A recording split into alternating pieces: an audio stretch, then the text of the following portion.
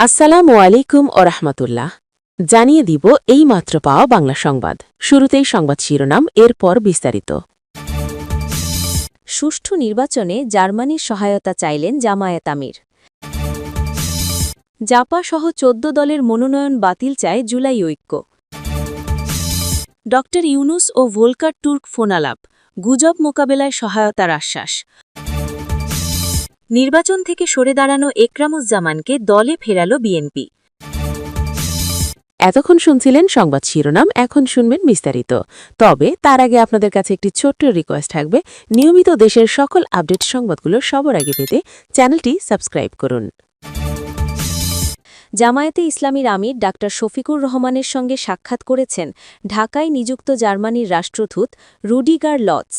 মঙ্গলবার রাজধানীর বসুন্ধরা আবাসিক এলাকায় জামায়াত আমিরের কার্যালয়ে এই বৈঠক অনুষ্ঠিত হয়। দলটির একটি সংবাদ বিজ্ঞপ্তিতে বলা হয়েছে, বৈঠকে জাতীয় সংসদ নির্বাচন নিয়ে আলোচনা হয়েছে। নির্বাচন অবাধ, সুষ্ঠু ও গ্রহণযোগ্যভাবে সম্পন্ন করতে জার্মানির সহযোগিতা ও কারিগরি সহায়তা কামনা করেছেন জামায়াত আমির। বাংলাদেশের নারীদের অধিকার সুরক্ষা, কর্মক্ষেত্রে দক্ষতা বৃদ্ধি এবং সার্বিক উন্নয়নে জার্মানির অব্যাহত সমর্থনের প্রত্যাশা করেন তিনি। বৈঠকে বাংলাদেশ ও জার্মানির দ্বিপাক্ষিক বাণিজ্য, বিনিয়োগ ও অর্থনৈতিক সহযোগিতা আরও বেগবান হবে বলে দুই পক্ষ আশাবাদ ব্যক্ত করে। বৈঠকে উপস্থিত ছিলেন জামায়াতের সহকারী সেক্রেটারি জেনারেল এহসানুল মাহবুব জুবায়ের, জামায়াত আমিরের পররাষ্ট্র বিষয়ক উপদেষ্টা ডা মাহমুদুল হাসান, জার্মান দূতাবাসের পলিটিক্যাল ও প্রেস অফিসার শার্লিনা নুজহাত কবির। জাপা সহ ১৪ দলের মনোনয়ন বাতিল চায় জুলাই ঐক্য। জাতীয় পার্টিসহ ১৪ দল ও এনডিএফ জোটে প্রার্থীদের মনোনয়ন বাতিলের দাবিতে নির্বাচন কমিশনে ইসিতে স্মারকলিপি দিয়েছে জুলাই ঐক্য নামের একটি সংগঠন। গতকাল মঙ্গলবার রাজধানীর আগারগাঁয়ে নির্বাচন কমিশন ভবনে অতিরিক্ত সচিব KM আলী নেওয়াজের কাছে এই স্মারকলিপি জমা দেয় সংগঠনটির ৫ সদস্যের একটি প্রতিনিধি দল। এ সময় উপস্থিত ছিলেন জুলাই ঐক্য সংগঠক ও ডাকসুর সাহিত্য সাংস্কৃতিক সম্পাদক মোসাদ্দেক আলী ইবনে মোহাম্মদ, প্লাবন তারেক, ইসরাফিল ফরাজি, মুন্সি বুরহান মাহমুদ ও ওয়ালিউল্লাহ। স্মারকলিপি জমা দেওয়া শেষে মোসাদ্দেক আলী জানাবাদিকদের বলেন, ২০১৪ ও ২০২৪ সালের নির্বাচনে যারা অংশ নিয়ে আওয়ামী লীগের হাতকে শক্তিশালী করেছে তারা ফ্যাসিবাদের দোসর। তবে ২০১৮ সালে শেখ হাসিনাকে বিশ্বাস করে গণতন্ত্র রক্ষা করতে বিএনপি জামায়াত ভোটে যায়, কিন্তু শেখ হাসিনা রাতের ভোটের মাধ্যমে প্রহসনের নির্বাচন করে।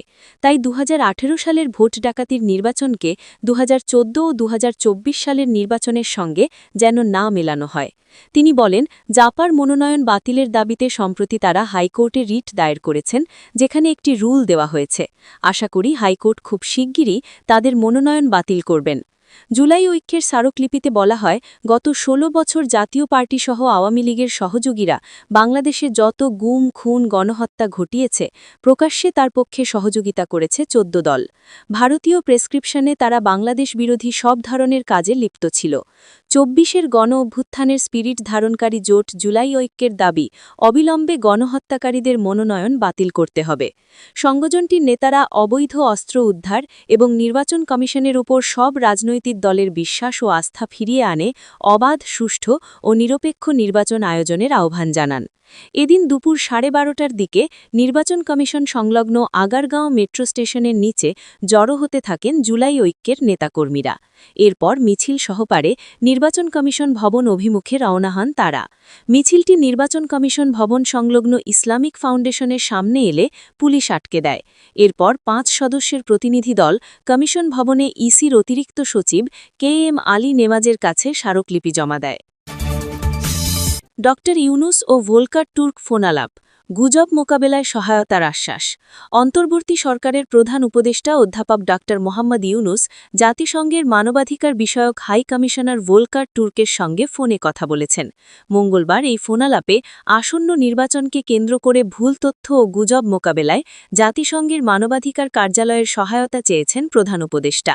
জবাবে ভোলকার তুর্ক এ বিষয়ে ঘনিষ্ঠভাবে কাজ করার আশ্বাস দেন। ফোনালাপে প্রধান উপদেষ্টা বলেন, নির্বাচনকে ঘিরে ভুল তথ্যের বন্যা বইছে। এটি বিদেশি গণমাধ্যম এবং স্থানীয় উভয় উৎস থেকেই আসছে। ভুয়ো খবর, গুজব ও জল্পনা কল্পনা ছড়িয়ে দেওয়া হচ্ছে। এর ফলে নির্বাচনে কী ধরনের প্রভাব পড়তে পারে তা নিয়ে আমরা উদ্বিগ্ন। হাই কমিশনার ভোলকার টুর্ক জানান, তিনি বিষয়টি সম্পর্কে অবগত আছেন এবং ক্রমবর্ধমান এই ভুল তথ্যের চ্যালেঞ্জ মোকাবেলায় জাতিসংঘের মানবাধিকার অফিস বাংলাদেশের পাশে থাকবে। তিনি বলেন, অনেক ভুল তথ্য ছড়ানো হচ্ছে। জাতিসংঘের মানবাধিকার সংস্থা এই সমস্যা মোকাবেলায় বাংলাদেশের সঙ্গে ঘনিষ্ঠভাবে কাজ করবে। যা যা করার দরকার আমরা তা করব। ফোনালাপে দুই নেতা আসন্ন গণভোট, প্রাতিষ্ঠানিক সংস্কারের গুরুত্ব, গুম কমিশনের কার্যক্রম, জাতীয় মানবাধিকার কমিশন এনএইচআরসি গঠন এবং বৈশ্বিক ভূ-রাজনৈতিক পরিস্থিতি নিয়েও আলোচনা করেন। হাই কমিশনার টুর্ক গুম সংক্রান্ত কার্যক্রম এগিয়ে নিতে একটি সত্যিকারের স্বাধীন জাতীয় মানবাধিকার কমিশন প্রতিষ্ঠার গুরুত্বের ওপর জোর দেন। জবাবে প্রধান উপদেষ্টা জানান, এনএইচআরসি অধ্যাদেশ ইতিমধ্যে জারি করা হয়েছে এবং 12ই ফেব্রুয়ারির নির্বাচনের আগেই একটি নতুন কমিশন পুনর্গঠিত করা হবে। তিনি বলেন, আমরা যাওয়ার আগেই এটা করব। প্রধান উপদেষ্টা গুম কমিশনের চূড়ান্ত প্রতিবেদনের কথা উল্লেখ করেন। তিনি বলেন, এটি একটি গুরুত্বপূর্ণ নথি যা 2009 থেকে 2024 সাল পর্যন্ত স্বৈরাচারী শাসনামলে জোরপূর্বক গুম হওয়া শিকারদের জন্য জবাবদিহিতা ও ন্যায় বিচার নিশ্চিত করার পথে বড় ভূমিকা রাখবে। জাতিসংঘের মানবাধিকার হাই কমিশনার ভোলকার টুর্ক গত 1.5 বছরে প্রধান উপদেষ্টার নেওয়া উদ্যোগের প্রশংসা করেন। তিনি বলেন, তার কার্যালয় গুম কমিশনের কাজকে সমর্থন করেছে এবং ভবিষ্যতেও এই সমর্থন অব্যাহত থাকবে। নির্বাচন থেকে সরে দাঁড়ানো একরামুজ্জামানকে দলে ফেরালো বিএনপি। ব্রাহ্মণবাড়িয়া 1 নাসিরনগর আসনে নির্বাচন থেকে সরে দাঁড়ানো স্বতন্ত্র প্রার্থী সৈয়দ এ.কে একরামুজ্জামানের বহিষ্কারাদেশ প্রত্যাহার করেছে বিএনপি। মঙ্গলবার কেন্দ্রীয় বিএনপির জ্যেষ্ঠ যুগ্ম সচিব রুহুল কবির রিজভী স্বাক্ষরিত সংবাদ বিজ্ঞপ্তিতে এই সিদ্ধান্তের কথা জানানো হয়। আর.এ.কে সিরামিক্সের ম্যানেজিং ডিরেক্টর এমডি একরামুজ্জামান বিএনপির চেয়ারপারসনের উপদেষ্টা ছিলেন। দলীয় সিদ্ধান্ত অমান্য করে বিতর্কিত দ্বাদশ জাতীয় সংসদ নির্বাচনে প্রার্থী হওয়ার পর তাকে দল থেকে বহিষ্কার করা হয়। এবারও তিনি স্বতন্ত্র প্রার্থী হিসেবে মনোনয়ন দাখিল করলেও পরে তা প্রত্যাহার করে নেন। রুহুল কবির রিজভী স্বাক্ষরিত সংবাদ বিজ্ঞপ্তিতে উল্লেখ করা হয়, এর আগে দলীয় শিষ্টাচার ভঙ্গ এবং দলের নীতি ও আদর্শ পরিপন্থী কার্যকলাপের জন্য বিএনপির চেয়ারপারসনের উপদেষ্টা পরিষদের সাবেক সদস্য এস.এ.কে একরামুজ্জামানকে দলের প্রাথমিক সদস্য সহ সব পর্যায়ের পদ থেকে বহিষ্কার করা হয়েছিল। আবেদনের পরিপ্রেক্ষিতে দলীয় সিদ্ধান্ত অনুযায়ী আজ মঙ্গলবার নির্দেশক্রমে তার বহিষ্কার আদেশ প্রত্যাহার করা হয়েছে। খোঁজ নিয়ে জানা গেছে, দলীয় সিদ্ধান্ত অমান্য করে দ্বাদশ জাতীয় সংসদ নির্বাচনে ব্রাহ্মণবাড়িয়া 1 আসনে প্রার্থী হবার পর 2023 সালের 29 নভেম্বর একরামুজ্জামানকে দল থেকে বহিষ্কার করা হয়। পরে জেলা ও উপজেলা বিএনপি একরামুজ্জামানকে এলাকায় অবাঞ্ছিত ঘোষণা করে। 2024 সালের 7 জানুয়ারি অনুষ্ঠিত নির্বাচনে প্রথমবারের মতো সংসদ সদস্য নির্বাচিত হন একরামুজ্জামান। 2024 সালের 26 জুন রাতে 75 সদস্য বিশিষ্ট ব্রাহ্মণবাড়িয়া জেলা আওয়ামী লীগের পূর্ণাঙ্গ কমিটিতে একরামুজ্জামানকে উপদেষ্টা করা হয়। তবে তার দাবি, কমিটি ঘোষণার পরপরই তিনি পদত্যাগ করেছেন। ত্রয়োদশ জাতীয় সংসদ নির্বাচনে ব্রাহ্মণবাড়িয়া 1 আসনে স্বতন্ত্র প্রার্থী হন একরামুজ্জামান। এখানে বিএনপির প্রার্থী নাসিরনগর উপজেলা বিএনপির প্রধান মোহাম্মদ আব্দুল হান্নান।